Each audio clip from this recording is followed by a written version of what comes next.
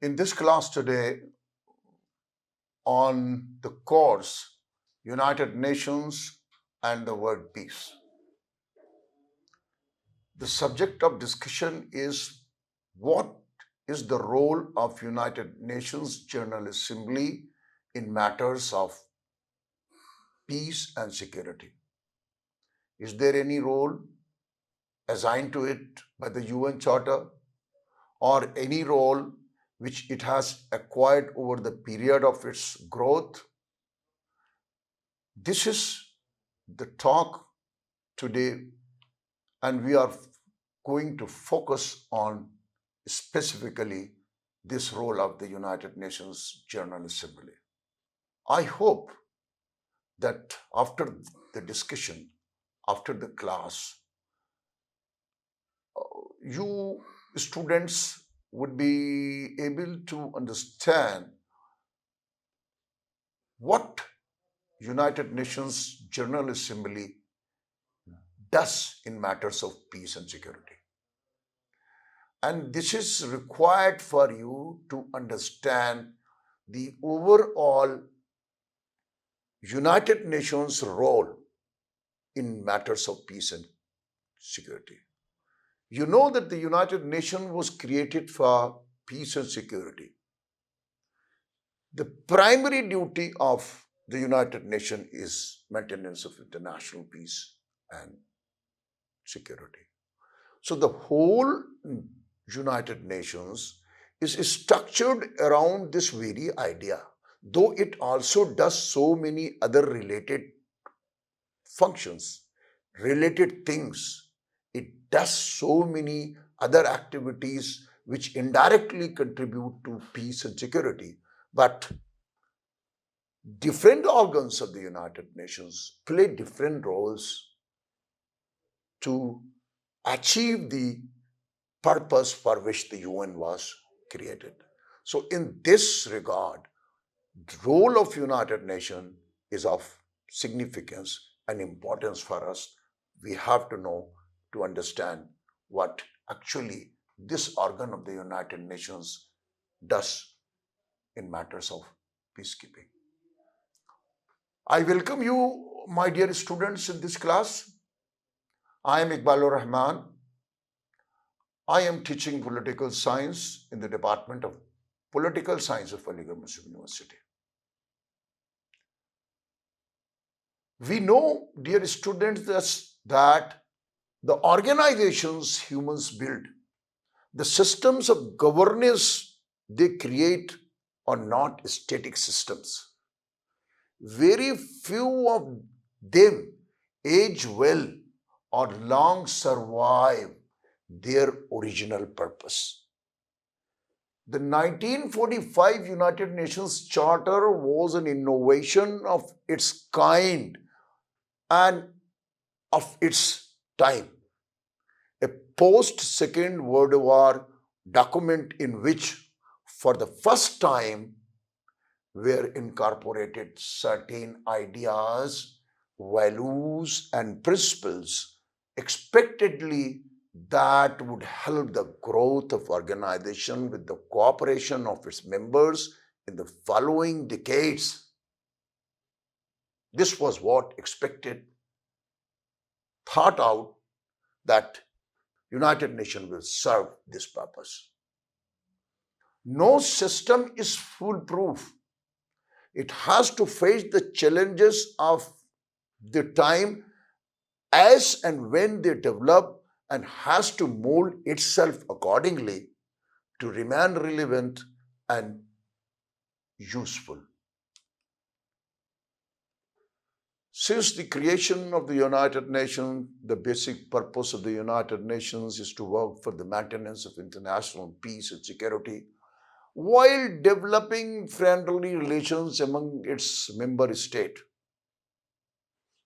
The United Nations, we know that it consists presently of 193 members.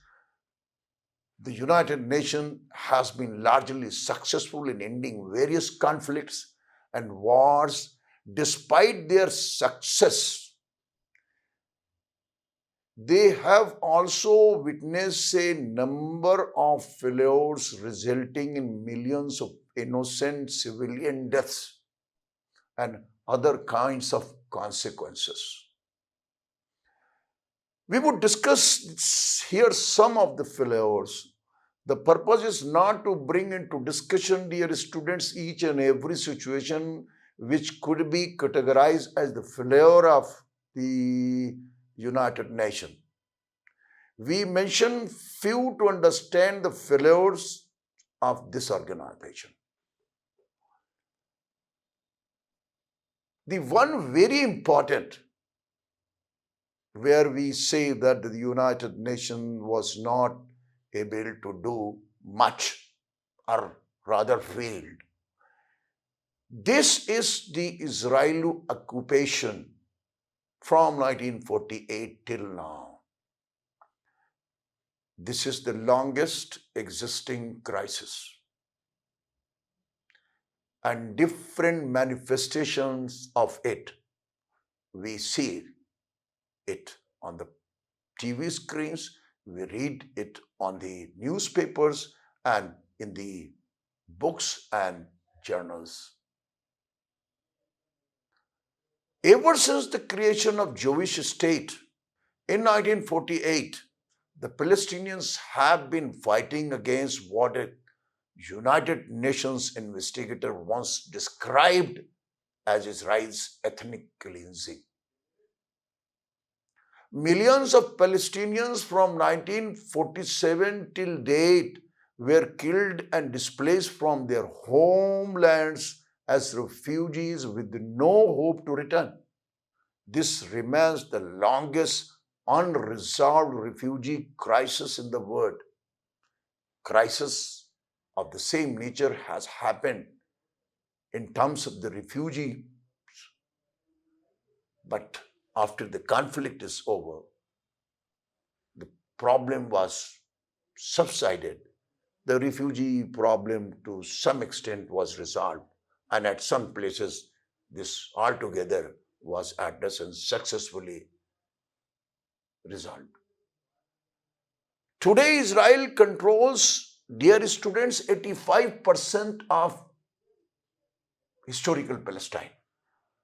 It also imposes a crippling blockade on the Gaza, where Israel has taken action in self-defense against the action which the Hamas has launched against Israel. And we see that it continues its destruction and illegal settlements on occupied lands in defiance of the several United Nations resolutions calling on for an end to those activities. There is no end to it. The United States of America has also used its veto power several times to counter UN security resolutions that have condemned Israel's use of force against civilians, against this innocent Palestinian people. And United Nations Security Council, or altogether we say that the United Nations in this matter, in this situation pertaining to Israel and Palestinians, has failed. The other problem which we shall in brief refer is the Pol Pot regime in Cambodia. The Khmer Rouge practiced mass killing there. UN failed Cambodia by leaving a regime of genocide between 1975 and 1979, killing some 2 million people. Indeed, the UN recognized the Khmer Rouge regime. Despite all, this was the grave loss of life and destruction. The United Nations attempted to expand the meaning of peacekeeping in this conflict by going beyond simply separating the independent states and monitoring ceasefire, it, does, it did not serve the purpose. The UN in this situation failed. The United Nations operation in Congo raised constitutional questions about the peacekeeping and the military enforcement under Chapter 6 and 7 of the United Nations Charter, as well as the role of the United Nations Secretary General in peace and security matters. The mission was generally perceived as failure and intensified the rivalry between the US and the Soviet Union, now Russia. So we consider is not a successful mission undertaken by United Nations. The United Nations organization stabilizing mission in the Democratic Republic of Congo. The 2-decade-old UN peacekeeping mission in the Democratic Republic of Congo, dear student, faces growing insecurity exacerbated by national and regional political maneuvering. In June, the peacekeeping mission in Congo told the Security Council that the peacekeepers cannot withstand the resurgent March 23 movement, M23, popularly called as M23, an armed group hostile to the Congolese government, once openly backed by Rwanda and defeated by the UN and the Congolese forces in 2013, March 23 movement has re-emerged in November 2021. It is gaining strength. This turn of events could jeopardize the peacekeeping mission set up by the United Nations in Congo because of the Rwanda and Uganda are working against the UN peacekeeping mission. This is also a activity, a mission where the success was not recorded. In case of the former Yugoslavia, it disintegrated, dear students. We all know. With the disintegration of the Soviet Union, the former Yugoslavia also disintegrated. Fighting began between Serbs, Croatians, Bosnians, Kosovans, etc. In 1995, Bosnian War massacre was the single worst kind of act of mass murder on European soil after the Second World War. After an ethnic cleansing campaign led by the Serbs targeted the Bosnians, a largely Muslim community, the United Nations designated a peacekeeping operation which failed largely due to an ill-equipped and unprepared UN force. Bosnia turned into battleground for the most brutal fighting and the most violent war crimes, carrying out systematic campaign of rape and terror and death. The United Nations Protection Force proved ineffective. The UN had demonstrated the limits of peacekeeping operations in the post-Cold War. This device of peacekeeping in the post-Cold War. In case of Yugoslavia, we see that it was not successful, and the United States, through NATO and outside the scope of United Nations, used force in former Yugoslavia to resolve the situations there. Rwanda is one other case. The Rwandan genocide of 1994 details the gross inability of the United Nations to carry out its sworn duty to maintain peace and security. Close to 1 million Rwandans were killed in genocide, amounting to 20% of the population. In 1994, the then Hutus-dominated regime killed 10 UN peacekeepers. In only 3 months, Hutus brutally murdered 800,000 peoples. Tutsis raped more than 250,000 women in Rwanda, while UN abandoned the victims or just stayed there as spectators, while the horrific and brutal violence raged on. This was a grave failure of UN peacekeeping mission. In 2003, Sudan erupted in conflict. UN did not enter Sudan, instead urging members of the African Union to intervene.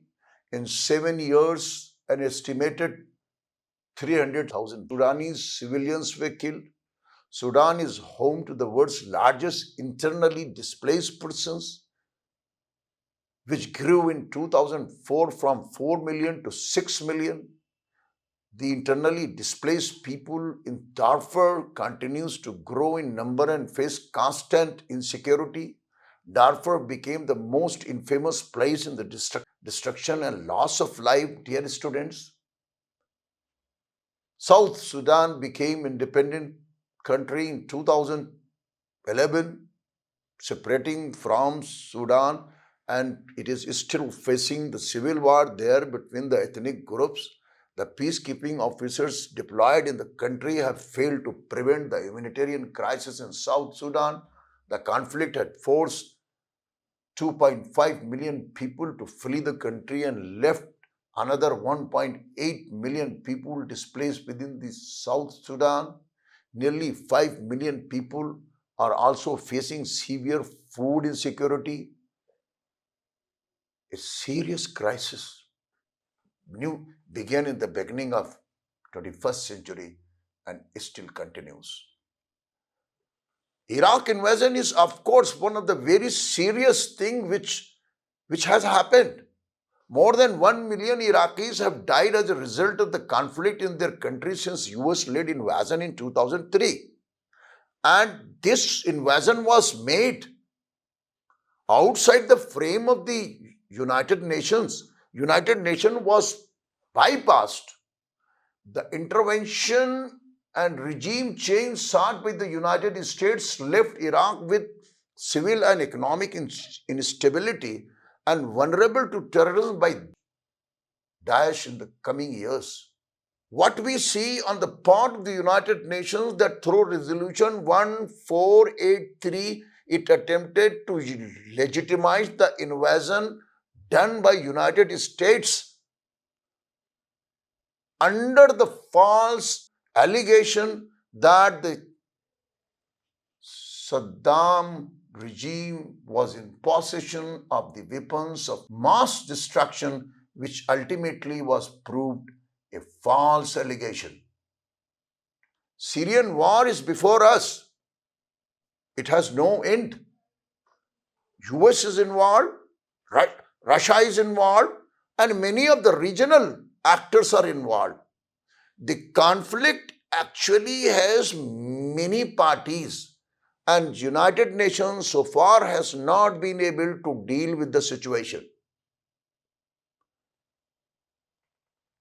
This is the fact of the Syrian war.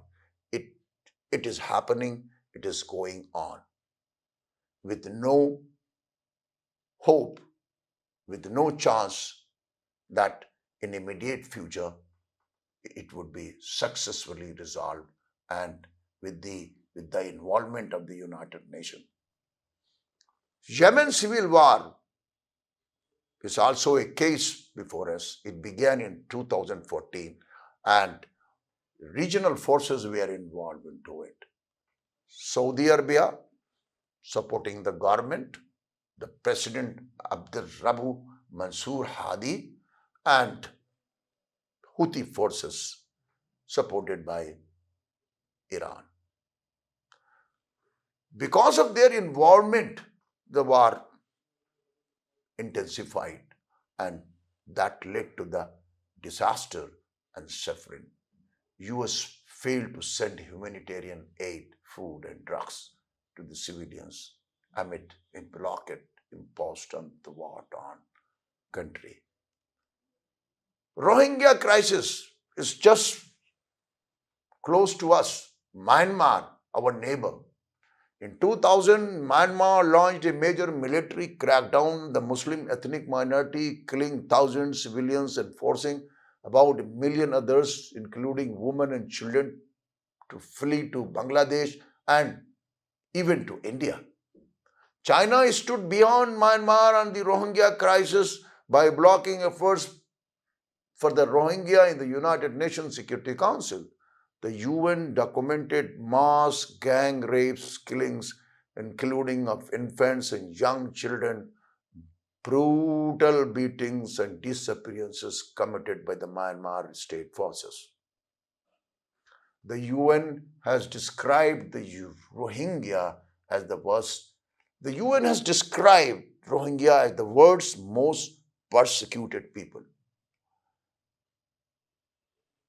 These are some crises, some situations we deliberately brought into our discussion to make a picture before you, to give you a sense that these are the major crises where United Nations was not very successful or failed in some matters altogether to address the question of peace and security and to protect the civilian innocent peoples. The kind of the challenges, of course, UN failed in certain situations, but the challenges before the United Nations we have to discuss along with the failures. What kind of the challenges United Nations presently is facing. One of the very important one and generally talked about is that it is acting like it is in 1945. United Nations is increasingly out of step with the reality of the geopolitics today. The UNSC reflects the division of power as it existed at the time of the end of the Second World War. The continuing exclusion of the rising powers such as India and many others reflect the failure to reflect the changing balance of power, the change which has happened in the geopolitics of the world today. This constant is the biggest challenge. Reform has to be done to reflect the present day reality. The UN should engage strongly with multilateralism and harness the capabilities of all those who matter, not just the 5 permanent members of the United Nations, USA, the United Kingdom, Russia, France, and China. In matters of economy, the IMF and the World Bank, which are part of the UN system, continue to be dominated by the West. They are accountable to the West, especially the United States of America, not the UN. They are the specialized agencies of the United Nations, but they are accountable to their masters, United States of America and the West. In response to this domination of these two institutions, China has created a potential rival institutions. The China has created potential rival institutions such as the Asian Infrastructure Investment. Western domination of the UN institution undermines their credibility. The, however, a more fundamental problem is that institutions designed in 1945 are a poor fit with the systematic global challenges which require a cooperation of all members of the United Nations. The most obvious challenge to the United Nations is its financial dependence upon regular and voluntary contribution of its members. This is one of the main reasons that directly affects the functioning of the United Nations. This is very serious challenge that the UN's ability to continue to fulfill its purposes in a world, in a new world full of challenges, requires its members states to commit to support the UN with the resources, political backing, and reform that is most required in area of funding. The dependence on member states, and particularly the dependence on few states, actually help the exploitation of the United Nations by those who contribute much towards the United Nations. This need to be addressed and this need to be reformed. At the time of the formation of the UN, its charter talks only about the rights of member states but not the duties and responsibilities. The duties and responsibilities at individual, community, and global and national level need to be recognized. Need the duties and responsibilities at individual, community, global, and national level need to be recognized and duly incorporated in the UN Charter. A system of governance with responsibilities may face the threat to its responsibilities if it only claims the rights without responsibilities. The rights and responsibilities, they go together, and this aspect is missing in the United Nations Charter, and this should be appropriate care, as this would pose a serious challenge if this is not addressed by the United Nations member states. The humanitarian agencies are under enormous strain attempting to respond to emergencies, juggling the long running challenges in the situations where its membership is distracted and divided. To successfully deal with the problem seems a tall order. The UN had not been able to cope with the increasing number of situations like pandemics, new technologies like artificial intelligence, environment, the sustainable development goals set by the UN. The goals are set, but they have to be materialized by 2030. And within this 5 years, we hope that something concrete will come out of it. But the realization of the sustainable development goals much depends on the cooperation and contributions of the great powers.